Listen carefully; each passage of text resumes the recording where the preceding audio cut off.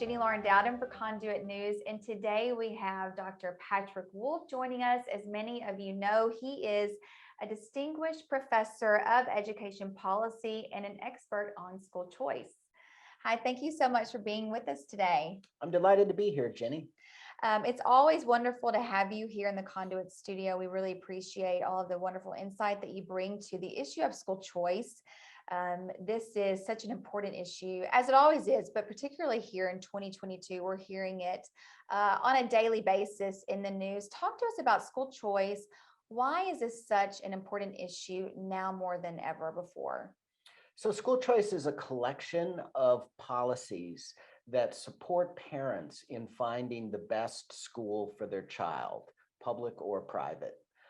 And it also specifically focuses in on including private school options and providing support for families if a private school is the best choice for their child. So that can include initiatives like public charter schools and open enrollment on the public school side, but also school vouchers, tax credit scholarships, and education savings accounts on the private school side. And the whole point of school choice initiatives is to empower parents to be more involved in their child's education, and specifically to have the opportunity and bear the responsibility to match their child with the school that's going to deliver the best results for them. We are seeing a lot of parents call for more school choice. Arkansas has yet to meet that call, that they're not answering that need quite yet, despite the fact that we have had a supermajority of Republicans in the Arkansas legislature. I think a lot of parents are hoping that that can happen in the near future. One, why do you think that has still not happened? And then two, talk to us about what that looks like. Governor Abbott recently is calling for school vouchers. Of course, Beto O'Rourke is saying, wait a second, that would actually defund the public school system. Talk to us about that. If that's not true, debunk that, if you would, that if you create more school choice options, does it actually defund the public school system, and why not? Sure. So back in 2000, my former colleague, Jay Green, who's now at the Heritage Foundation, developed a education freedom index where he measured the amount of parental school choice available across all the states in the District of Columbia. So that was back in 2000. Mm-hmm. And again, that includes public school choice, public charter schools, private school choice, and homeschooling. Arkansas ranked 17th back in 2000 mm-hmm. in education freedom. We updated that index using data from 2016, and Arkansas had slipped to 26th. So we were below average in education freedom, while so many other states rocketed ahead of us in providing parents with support in choosing their child's school. So we did lose ground over that 16-year period in terms of growing education freedom. Now, I'm hoping when we have updated numbers, we'll start to catch up. But states like Florida, rocketed ahead of us, yeah. So we've definitely got work to do in terms of supporting school choice, especially private school choice. Now, the question of defunding, how does private school choice work? Well, in Arkansas, like in many states, private school choice is supported by new funds that are made available, that are channeled into the K-12 school system, specifically to support private schooling options for families. So the adequacy rules that govern the amount of money that district-run public schools are going to get, those are still in place. Mm-hmm. Those are not affected mm-hmm. by private school choice. And the local funding that's raised through property taxes, that all goes exclusively to district-run public schools. It doesn't go to public charter schools. It doesn't go to private school choice programs. So actually what happens when students take advantage of private school choice programs and transfer from district-run schools to the private school of their parents' choosing, what happens on the fiscal side is per pupil spending in the district schools goes up because they're getting the same amount of money to educate fewer kids. class sizes go down, more resources are available to concentrate on the kids who remain in the district-run schools. So help us understand that. Is it a lack of information for those who are saying um, school choice or school vouchers would defund these public school systems? Are they just not aware? Is it potentially fear mongering because, it keeps these kids in the public school system? Well, what does that do? Who does that benefit? Potentially a particular base and school unions. Help us understand why that is such a strong talking point. Yeah, I mean, I think it's a combination of the 2 points you made, disinformation and fear mongering. And the disinformation feeds into the fear mongering. So people don't fully understand how school finance works in states, including the state of Arkansas. And so they're afraid. Actually, they assume that money follows the child. It really doesn't. Yeah. Or another way to put it is K-12 education funding is very sticky. It tends to stick to institutions and doesn't really travel with students as enrollments shift to various areas. So part of it is that misinformation, and then that misinformation is transmitted into fear mongering, is that school choice is going to defund the public schools. Now, first of all, that doesn't happen because of the way schools are funded. Second of all, the easiest way for district-run public schools to preserve their funding is to be high-quality schools and deliver results for parents, because parents are very conservative. They have a philosophy in terms of their child's education: if it ain't broke, don't fix it. If everything's going fine with their child in a district-run public schools, they're going to keep the child there. That's the reasonable thing to do. So school choice is really only a threat to the district-run public schools that are ineffective and unresponsive to parents. There's an easy fix for that. Be more responsive to parents, deliver better results for the students, and no one will want to leave. Right. You have said before that, let's go back to politics. Arkansas politicians who oppose school choice are out of touch with both their constituents and the evidence. Explain that to our viewers. Yes. School choice is highly popular among the public. Nationally, about 3/4 of adults support school choice, support government putting funds into the hands of parents so that they can select a private school for their child, or construct a package of educational supports through an education savings account. So it's wildly popular nationally.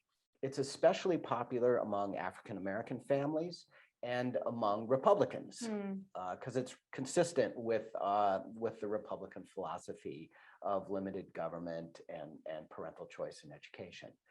The most recent polling, which is really interesting, is the exit polling from the Texas primary, Republican primary. 88% of Republicans who voted in the Texas primary said they support school choice. Wow. Now, Arkansans are like Texans in a lot of ways. I mean, we're much more courteous and we play better football. But aside from that, we're a lot like Texans. And so if 88% of Texas Republicans support school choice, it's probably about the same in Arkansas. So it's a very popular policy initiative nationally and in our state, and especially in the Republican Party. So anti-school choice Republicans are really sort of, and it should be an anomaly. Right. That really shouldn't be a policy position that Republicans are espousing. And those who will be in office again, perhaps those who blocked legislation, may want to reconsider this time around. Also, you shared that recent polling data, they overwhelmingly support school choice, which you mentioned, but also those states that have school choice, students' test numbers, their scores improve. Help us understand that. Yes. So going back to the Education Freedom Index, this measure of how easy it is for parents to exercise school choice across the various states, basically, when we take that index of Mhm. education freedom and we correlate it with gains in the National Assessment for Education Progress, that's the nation's report card that the federal government administers to a representative sample of students every year. When we look at gains, state level gains in student performance on the NAEP from 2000 to 2016, the states with more educational freedom saw better student gains on that test. So more freedom creates a competitive environment. So it facilitates two things. One, it puts pressure on schools, all kinds of schools, to deliver good results for students. And second, it allows parents to match their child with the school that's the best fit for them. Those two forces result in better learning for students. Before you go, two final questions. In the primary runoffs, we are seeing Republican candidates. They are still saying the same thing. Well, I'm for school choice. I believe that something that you said earlier, that the money should follow the child. We see that a lot, but how can voters dig in and really understand what does this candidate mean when they say I'm for school choice? And then two, what bills or pieces of legislation have you seen nationally that you think would be a good fit for Arkansas moving forward? So to really be supportive of school choice, you have to be in favor of sort of all options for parents and state policies that support parents in sending their child to whatever school is the best fit for them. A public school in a different district, public charter schools, a private school, or support for homeschooling, whatever works best for the child. So to fully be supportive of school choice, you have to support all those options. A lot of politicians who say they support school choice put limits on that support. They say, yeah, but I don't support school vouchers that allow parents to select a private school for their child, or I don't support homeschooling because that takes the kid completely out of the institutional school system. So they put limits on their school choice support that take options off the table for parents. So to truly support school choice, you really have to allow parents to make that judgment and to have access to private schooling or homeschooling if that's the best option for their child. So what voters should do is they should, whenever possible, press politicians on those specific school choice policies. And also specific bills like the Philanthropic Invest in Kids Act that was Senate Bill 680 in the 2021 session. That passed and established a very small tax credit scholarship program in our state. And so voters should ask their legislators and these candidates if they supported that initiative. It barely passed in the House with just 52 votes. So it was a heavy lift, and it's just a very small pilot project for low-income kids. But that's the best way for them to press politicians who advertise that they support school choice, but don't actually put their votes behind the initiatives that would help Arkansas parents have more options. Okay, and then I want to hear about legislation, and then I wanted to quickly ask you about this too. There's so much I want to talk to you about. Recent data came out that enrollment is dropped. It's dropping in Arkansas public schools. We are especially seeing that here, particularly in the Fayetteville public schools, and then in Central Arkansas around the Little Rock area. Why do you think that is? Well, the pandemic was a disaster for the public school system. I mean, people, you can easily liken the district-run public school systems to a battleship. And it's very hard to turn a battleship. And that's what was required under the pandemic is schools had to pivot as quickly as possible and as effectively as possible from in-school instruction to remote instruction. And the evidence is very strong that public charter schools and private schools made that pivot much better, and that homeschooling really exploded because a lot of parents said, well, my child's at home anyway. I'm not satisfied with how this remote instruction is going. Why don't I just teach them myself? Homeschooling initially tripled during the pandemic. Now it's at a rate where it's essentially doubled since 2019. So a lot of families are sticking with it going forward. Private school enrollments are up slightly, and they have been trending down for a long time, because basically with private schools are charging a fee for parents. So they've got to be that much better than the free public schools and public charter schools that parents can get. So private school enrollments have been trended down for many decades, and now they're starting to trend back up again, because parents are looking for options. They're looking for a school that can swiftly and effectively respond to their child's needs and to crises like a pandemic. And charters and private schools really covered themselves in glory during the pandemic. And so I think, the district-run public schools are going to be severely challenged in regaining those lost enrollments. All right, last question, I promise. Legislation, good bills out there that you would like to see move forward here in Arkansas regarding educational freedom?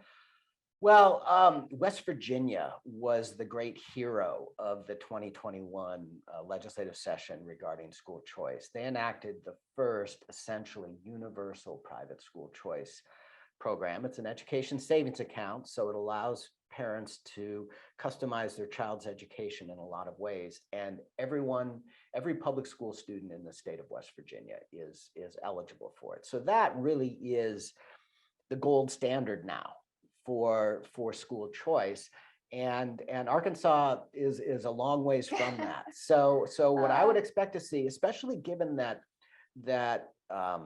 Republican candidates who strongly supported school choice did great in the recent primary, in races that pitted a school choice supporter against a Republican opposed to school choice, the supporter won 3/4 of the time. So that's a great victory record for school choice. So I think the 2023 legislature is going to be much more oriented toward expanding parental choice. So I think we'll see very exciting and ambitious private school choice proposals. I think we're going to see proposals to expand public charter schooling in constructive ways in our state, because we could use more public school options on the charter side.